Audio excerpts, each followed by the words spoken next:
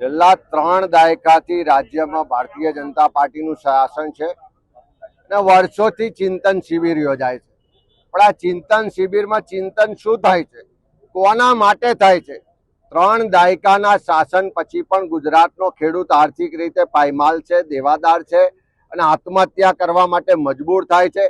છેલ્લા 1.5 મહિનામાં 6 ખેડૂતોએ આત્મહત્યા કરી. એનું ચિંતન ત્યાં ચિંતન શિબિરમાં કરવાના છો? 3 દાયકાના શાસન પછી પણ ગુજરાતના યુવાનોને કાયમી રોજગાર નથી મળતો. ફિક્સ પગાર, કોન્ટ્રાક્ટ અને આઉટસોર્સિંગથી ગુજરાતના યુવાનોનું શોષણ થાય છે. એનું ચિંતન કર્યું છે ક્યારે? 3 દાયકાના શાસન પછી પણ ગુજરાતમાં દારૂબંધીનો કાયદો છે. યુવાધન નશાના રવાડે, દારૂના ડ્રગ્સના રવાડે ચડીને બરબાદ થઈ રહ્યું છે. નાની ઉંમરના દીકરાઓ આજે મરી રહ્યા છે. નાની ઉંમરની બેન દીકરીઓ વિધવા થઈ રહી છે.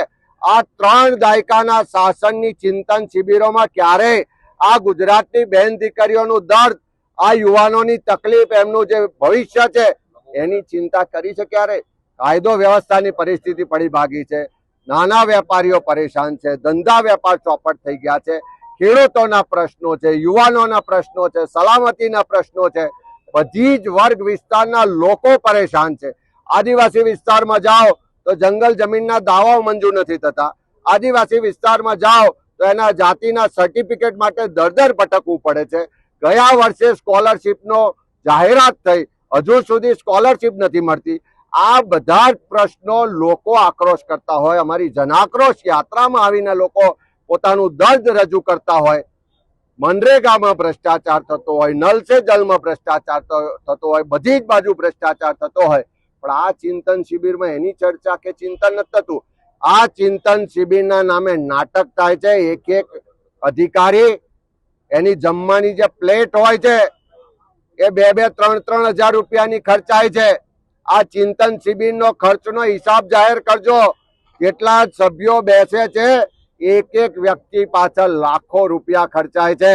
અને બીજી બાજુ ખેડૂતો કમોસમી વરસાદ થાય, 1 વીઘાએ 50,000ની નુકસાની હોય તો આ સરકાર એને 3500 રૂપિયાનું પેકેજના નામે પડીકું આપે છે. શરમ કરો.